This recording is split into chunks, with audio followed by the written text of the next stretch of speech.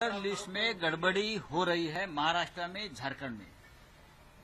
हरियाणा ने भी कोशिश की, लेकिन महाराष्ट्र की बात ऐसी है, भारतीय जनता पार्टी और उनके जो चेले चपाटे हैं, चोर लफंगे, उनके साथ वो चुनाव हारने जा रहे हैं। किसी भी हालत में जीत नहीं पा रहे।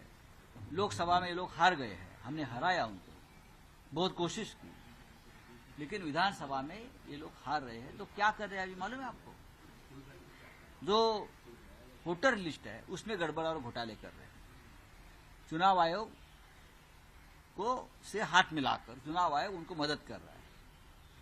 हर विधानसभा क्षेत्र में जहां बीजेपी लड़ने जा रही है, लगभग 150 विधानसभा क्षेत्र है जहां बीजेपी लड़ेगी, वहां वो ढूंढ रहे हैं ऐसे वोटर्स को जिसने लोकसभा में महाविकास आघाड़ी को वोटिंग किया है, मतदान किया है। ऐसे हर विधानसभा क्षेत्र से 10,000 वोटर्स वो निकाल देंगे, डिलीट कर रहे हैं, और उनके जगह पर 10,000 बोगस वोटर्स को डाल रहे हैं, क्योंकि हमारा जो जीतने की संभावना है वो कम हो जाए, क्योंकि कांटे की टक्कर है कुछ जगह पे। ये सबसे बड़ा घोटाला हमारे लोकतंत्र में चुनाव आयोग की मदद से होने जा रहा है। हम ये मुद्दा सिर्फ देश में नहीं, इंटरनेशनल प्लेटफॉर्म पर भी लेके जाएंगे कि ये देश में क्या हो रहा है। ये गांधी नेहरू का देश है, ये डॉक्टर बाबा साहब आम्बेडकर का संविधान मानने वाला ये देश है।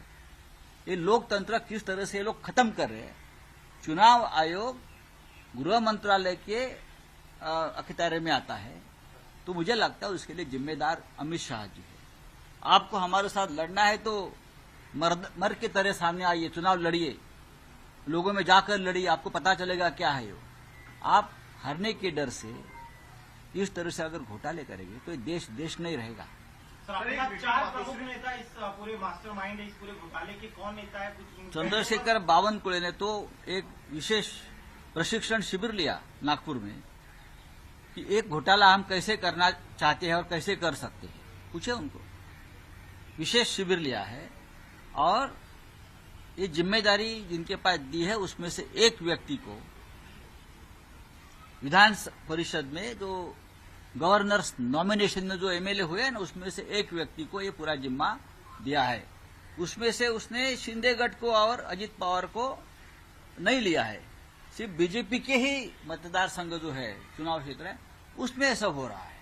उसका मतलब है शिंदे को भी ये अब हराने वाले हैं और अजित पवार को भी हराएंगे। लेकिन आरोप लगा रहे कि आप लोग हारने के डर से नया शगुफा छोड़ रहे हैं। बावनकुळे से हमको ये बात सीखने की जरूरत नहीं है।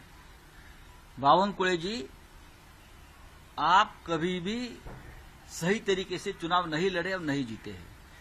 मैं आपको ये बताना चाहता हूं, आपने जो घोटाले शुरू किए हैं उसका पोल खोल हुआ है, अभी आपको भागना पड़ेगा। राष्ट्रपति शासन लगा सकते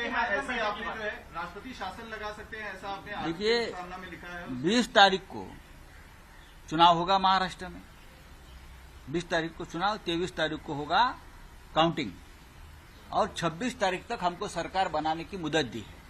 26 को सरकार बनानी पड़ेगी, 23 को अगर काउंटिंग होता है तो 24 तक काउंटिंग चलता है।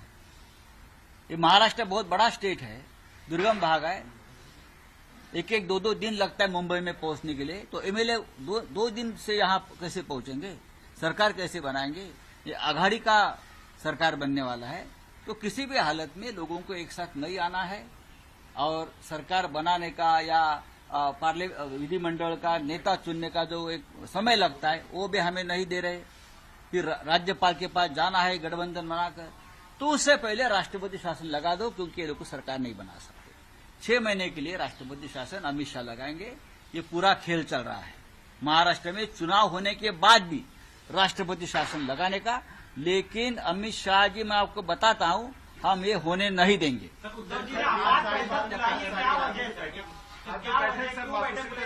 आज 12:30 बजे एक अर्जेंट बैठक हमने बुलाई है, उद्धव साहब ने, शिवसेना प्रमुख ने, सभी प्रमुख नेताओं की, और 12:30 बजे हम मातोश्री में बैठेंगे और कुछ महत्वपूर्ण निर्णय हम लेने जा रहे हैं। Thank you.